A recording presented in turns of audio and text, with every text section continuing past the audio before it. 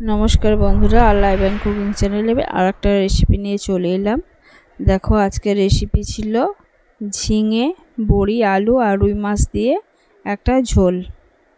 পুকুরের টাটকা রুই মাছ আর গাছের ঝিঙে দিয়ে এই ঝোলটা করা হয়েছিল।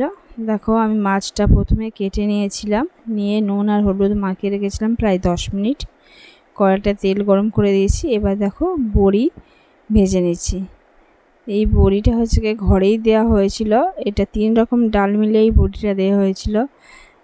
দেওয়া ছিল মসুর ডাল, মটর ডাল আর বিউলির ডাল। 3টে ডাল মিলে এই বড়িটা তৈরি করা হয়েছিল। আর সামান্য হচ্ছে একটু হিংও দেওয়া হয়েছিল।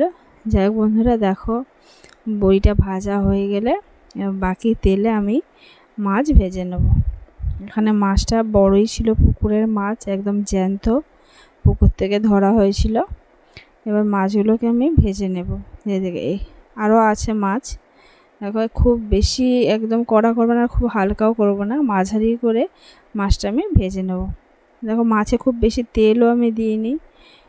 এই তেলেই আমি দুবার করে মাছগুলোকে ভেজে নেব। দেখতেই পাচ্ছ, এখানটায় এক পিঠ হয়ে গেছে, উল্টে দিলাম। এবার বাকি মাছটাকে ওলট পালট করে আমি ভেজে নিচ্ছি। মাছ ভাজা হয়ে গেছে, এবার আমি তুলে নিয়ে নিলাম। এরপরে যে বাকি মাছগুলো ছিল সেই মাছগুলো আমি ভেজে নিচ্ছি। তা বন্ধুরা, এখানে কিন্তু আমি মাছের মাথা রান্না করিনি, সেটা রেখে দিয়েছিলাম পরে মুগ ডাল দিয়ে করব বলে। বাকি যে পিসগুলো ছিল মোটামুটি বড় পিস ছিল, কিন্তু আমি 6 পিস দিয়ে রান্না করেছি। দেখো, বাকি পিসগুলোকে আমি ভেজে নিয়ে নিচ্ছি। আর পুকুরেই টাটকা মাছ আর গাছের ঝিঙে দিয়ে বড়ি দিয়ে ঝোল খেতে আমার তো মনে হয় সবারই খুব ভালো লাগে।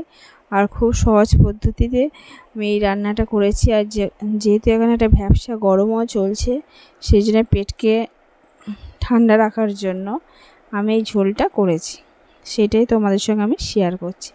দেখো, এখানে মাছটা ভাজা হয়ে গেছে, আমি তুলে নিলাম। দেখো, আর যে তেল ছিল মাছ ভাজা, সেই তেলেই আমি রান্নাটা করছি, একদম কম তেল ব্যবহার করেছি। দেখো, জিরে ফোড়ন দিয়ে দিলাম।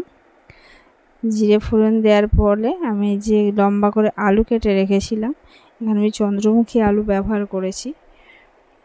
চন্দ্রমুখী আলুটা মাছের ঝোল খেতে খুবই ভালো লাগে, সেই জন্য আমরা 2 রকমই আলু ব্যবহার করি। আর ঝোল টোল হলে আমি চন্দ্রমুখী আলুটাই ব্যবহার করি। দেখো, আলুটাকে আমি খুব ভালো করে ভেজে নিচ্ছি। আর আলুটাকে ভালো করেই ভাজতে হবে, যাতে আলুটা এমনি চন্দ্রমুখী আলু তাড়াতাড়ি সিদ্ধ হয়ে যায়, আলুর কাঁচা গন্ধ না থাকে। এখানে আমি 4টে কাঁচা লঙ্কা চিড়ে দিয়ে দিলাম, আর তার সঙ্গে ঝিঙে কেটে রেখেছিলাম, সেই ঝিঙেগুলোকে দিয়ে দিলাম।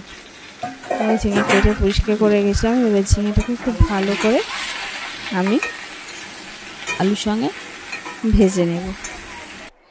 সবজিটা ভাজা হয়ে গেলে এবার ধীরে ধীরে আমি মশলাগুলো দেবো। দেখো, এখানে আদা আমি গ্রেট করে রেখেছিলাম, সেই আদা দিলাম। দিয়েও এই সবজির সঙ্গে আমি আদাটাকেও ভেজে নেব। এখানে হয়ে গেছে। লবণ দিলাম স্বাদ অনুযায়ী।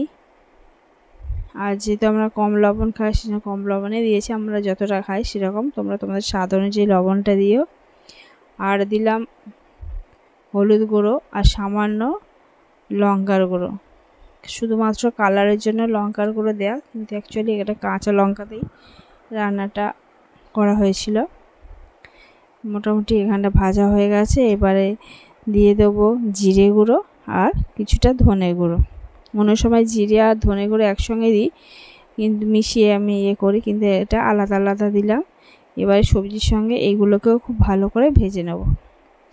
যাতে খুব ভালো করে ভাজা হয়ে গেলে আমি এবার পরিমাণ মতো জল দিয়ে দিলাম, যতটা ঝোল লাগবে, যেহেতু ঝোল করব টাটকা পুকুরে রুই মাছের, সেই জন্য জলটা বেশি দিলাম। দিয়ে সবজি আর আলুটাকে ডুবে গেছে, দেখো সেরকমভাবে দিয়ে দিলাম। এবার ঢাকনা দিয়ে দেবো। ঢাকনা দিয়ে রান্না আমি এমনিতেই করি, তোমরা দেখেছো, কেননা তাড়াতাড়ি সিদ্ধ হয়ে যায়, গ্যাসের খরচও কম হয় আর সাশ্রয় হয় গ্যাস। আর সবজিটা খুব সহজে সিদ্ধ হয়ে যায়। এখনও বাকি আছে অল্প সিদ্ধ হতে। এবার বড়িগুলোকে দিয়ে দিলাম। যেহেতু আমরা ঘরে বড়ি, সেই জন্য আমি বড়িগুলোকে একটু আগেই দিলাম।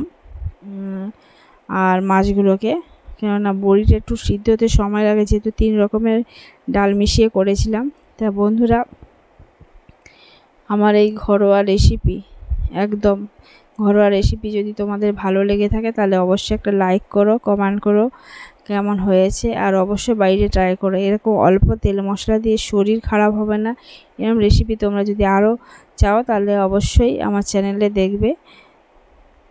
দেখো এখানে কমপ্লিট হয়ে গেছে, বড়িগুলো একদম ফুলে গেছে আর পাশে কমপ্লিট। তা বন্ধুরা, এই রেসিপি যদি ভালো লাগে তাহলে অবশ্যই শেয়ার করো বন্ধু বান্ধবদের সঙ্গে। আর আমার চ্যানেলে যারা নতুন এসেছো তারা অতি অবশ্যই সাবস্ক্রাইব করে পাশে থেকো। কমপ্লিট হয়ে গেছে বন্ধুরা। আজকের রেসিপি আমার এই পর্যন্ত। আবার নতুন রেসিপি নিয়ে তোমাদের সামনে চলে আসবো। ততক্ষণ তোমরা ভালো থেকো, সুস্থ থেকো, আর ভিডিওগুলো দেখার অনুরোধ রইল তোমাদের। ধন্যবাদ।